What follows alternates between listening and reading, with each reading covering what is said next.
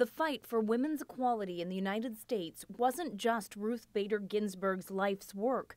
She lived the struggle. She saw injustice in the world. She fought it. And she did so while ascending to the highest court in the country, but very much staying herself. Ginsburg was born in Depression-era Brooklyn to Jewish immigrants. She decided at Cornell University she wanted to be a lawyer. My family had grave misgivings because who wanted to hire a lady lawyer in those days? Ginsburg was one of 9 women at Harvard Law School in a class of 500. She studied alongside her husband, Martin. We were best friends, and he was the first guy I had ever dated who cared that I had a brain. When her husband was sick with cancer, Ruth attended both of their classes and cared for their baby daughter. She graduated top of her class, but firms wouldn't hire her. After 41 rejections, she turned to teaching. Mr. Chief Justice, and may it please the court. In the 1970s, as a lawyer for the American Civil Liberties Union, Ginsburg argued 6 cases before the Supreme Court, challenging sex-based discrimination in the law. She won 5 of them, changing the legal landscape for American women. An appointment to the D.C. Appeals Court led to the Supreme Court.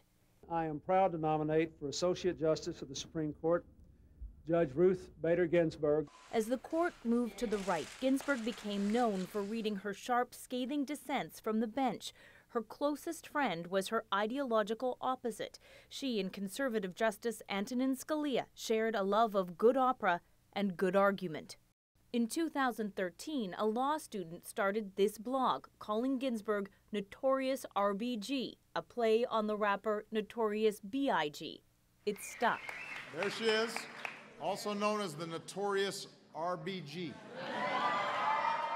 Despite the worship, there was pressure on Ginsburg to retire before the end of the Obama presidency so that she could be replaced with another liberal justice. She didn't.